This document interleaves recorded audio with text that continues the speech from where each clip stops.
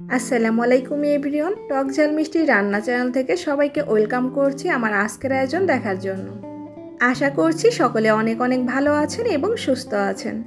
আজ আপনাদের সাথে শেয়ার করব রমজানের স্পেশাল ছোলা ভুনা রেসিপি, যেটা বানানো একদম সহজ আর খেতে ভীষণ মজাদার। সকলেই আমরা কম বেশি ছোলা ভুনা করতে পারি, তবে আজকে আমি আপনাদের সাথে শেয়ার করেছি একটু অন্যরকম আর ভিন্নভাবে, যেটা বানানো একদম সহজ এবং খেতে ভীষণ মজাদার। এই রমজানে একবার হলেও এইভাবে ছোলা ভুনাটা করে দেখবেন। আশা করছি পরিবারের সকলের কাছে অনেক বেশি ভালো লাগবে। তাহলে চলুন কথা না বাড়িয়ে মূল রেসিপিটা শুরু করি। এখানে আমি 2 কাপ ছোলা সারা রাত ভিজিয়ে রেখে সকালবেলা ভালোভাবে এই ছোলাগুলোকে আমি সিদ্ধ করে নিয়েছি। দেখতেই পাচ্ছেন এটা কতটা ভালোভাবে সিদ্ধ করে নিতে হবে। সেই সাথে আমি একটি বড় সাইজের আলু সিদ্ধ করে নিয়েছি। এবার হচ্ছে এই আলুগুলো একটি নাইফ দিয়ে আমি কিউব করে কেটে নিব। একদম ছোট ছোট করে কিউব করে কেটে নিতে হবে।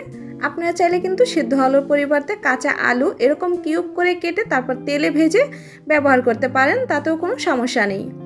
এবার আলুগুলো কেটে নেওয়া হয়ে গেছে, আমি এক সাইডে রেখে দিচ্ছি। চুলায় একটি প্যান বসিয়ে দিয়ে দিচ্ছি 1/4 কাপ সরিষার তেল। চেষ্টা করবেন ছোলা ভুনায় সরিষার তেলটা ব্যবহার করার জন্য আর একটু বেশি পরিমাণে ব্যবহার করার জন্য, তাহলে কিন্তু ছোলা ভুনাটা খেতে বেশি ভালো লাগে। 1/2 কাপ দিয়ে দিলাম এখানে পেঁয়াজ কুচি। একটু নেড়ে চেড়ে হালকা করে পেঁয়াজটাকে ভেজে নিতে হবে। চুলার আঁচটা এই পর্যায়ে মিডিয়াম টু লো এর মাঝামাঝি রাখতে হবে। পেঁয়াজগুলো মোটামুটি ভাজা হয়ে গেলে দিয়ে দিচ্ছি 3 টেবিল চামচ পরিমাণ কাঁচামরিচ কুচি। আমি আজকে ছোলা ভুনাটা শুধু কাঁচামরিচ কুচি দিয়েই রান্না করে নিব।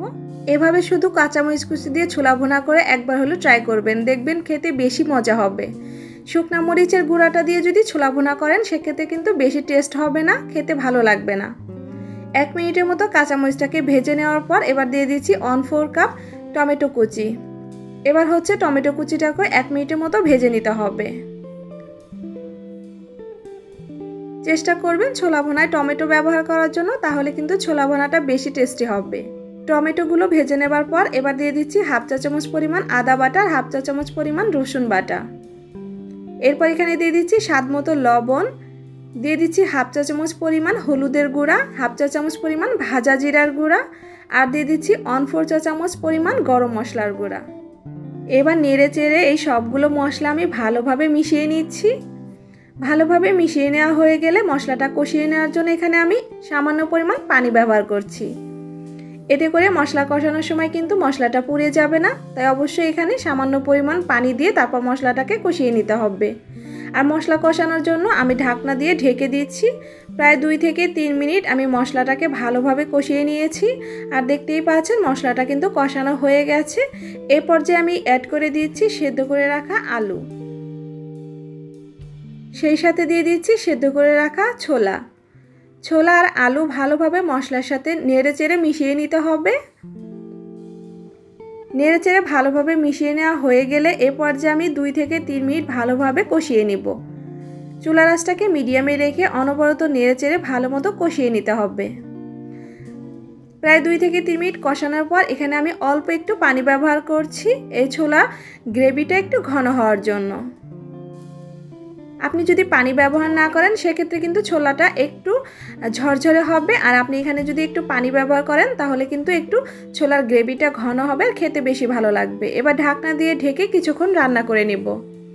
কিছুক্ষণ রান্না করার পর দেখতেই পাচ্ছেন পানিটা কিন্তু পুরোপুরি শুকিয়ে গেছে আর একটু মাখা মাখা হয়ে এসেছে, অর্থাৎ এই ছোলার গ্রেভিটা অনেকটাই ঘন হয়ে এসেছে, দেখতেও কিন্তু অনেকটাই লোভনীয় লাগছে।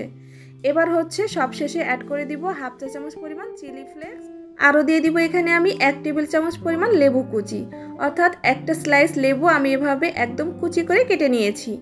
আর স্বাদ মতো দিয়ে দিচ্ছি আমি ধনিয়া পাতা কুচি। এবার সবগুলো উপকরণ ভালোভাবে নেড়ে চেড়ে মিশিয়ে নিচ্ছি। ভালোভাবে মিশিয়ে নেওয়া হয়ে গেলে আমি 1 থেকে 2 মিনিটের মতো আবারও রান্না করে নিব।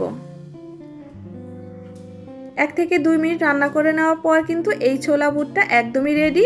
এবার হচ্ছে আমি নামিয়ে নিব চুলা থেকে আর একটি সার্ভিং ডিশে আমি তুলে নিচ্ছি। দেখতে অনেকটাই লোভনীয় আর খেতে কিন্তু ভীষণ মজাদার। এই রমজানে একবার হলে এইভাবে ছোলা ভুনাটা করে দেখবেন সকলেরই পছন্দ হবে। শসা টমেটো স্লাইস দিয়ে আমি এভাবে একটু সাজিয়ে নিচ্ছি, দেখতে সুন্দর লাগবে। এটা মুড়ি মাখানোর সাথে এই ছোলা বুটটা খেতে কিন্তু ভীষণ মজা। চাইলে এই রমজানে একবার হলেও ট্রাই করবেন। আশা করছি আমার আজকের রেসিপিটা সকলের কাছে ভালো লেগেছে এবং কাজেও আসবে। ভালো লাগলে চ্যানেলটি সাবস্ক্রাইব করে নিয়মিত চ্যানেলের সাথেই থাকবেন। পাশে থাকা বেল আইকন ক্লিক করে রাখবেন আমার পরবর্তী ভিডিওর নোটিফিকেশন পাওয়ার জন্য। সবাই ভালো থাকবেন, সুস্থ থাকবেন। আজকের মতো এখানেই বিদায় নিচ্ছি। আল্লাহ হাফেজ।